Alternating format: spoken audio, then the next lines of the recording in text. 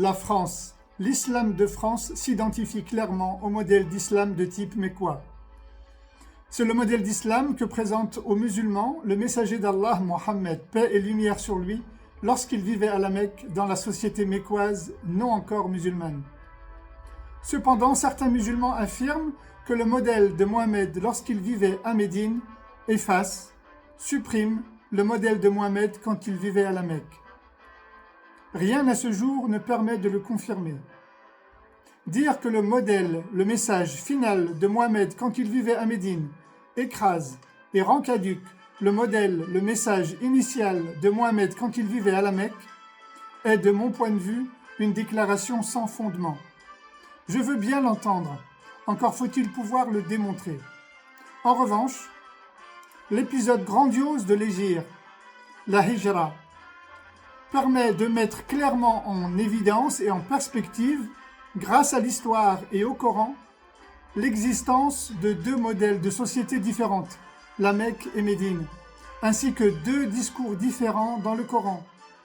On parle alors de Coran mécois, de Coran médinois, ainsi que deux modèles d'islam à la fois réversibles et adaptables, le modèle d'islam mécois et le modèle d'islam médinois. De plus, la rédaction des sourates du Coran par les scribes, les copistes, met en évidence la formation des contextes sociétaux, tantôt mécois, tantôt médinois.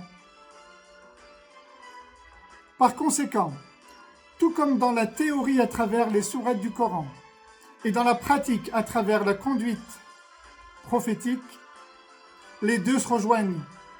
La théorie et la pratique se retrouvent, font sens et apportent raison et cohésion à la thèse de deux modèles d'islam que je défends, que je soutiens.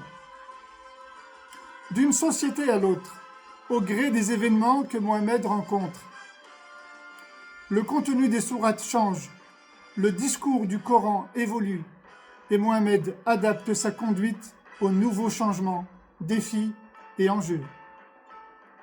Mohammed sait donc et a le sens de l'adaptation. C'est certainement là le secret de sa réussite. Quand d'autres musulmans, par ailleurs, se montrent hostiles lorsque la société impose des changements, d'autres musulmans, parfois, révèlent une certaine forme d'intolérance à la modernité, et d'autres musulmans encore manifestent une certaine inadaptabilité sociale et sociétale. Les pieux prédécesseurs, les compagnons de Mohammed, quant à eux, savaient parfaitement jongler avec les deux modèles en fonction de la société dans laquelle ils se trouvaient et vivaient. Le savais-tu ?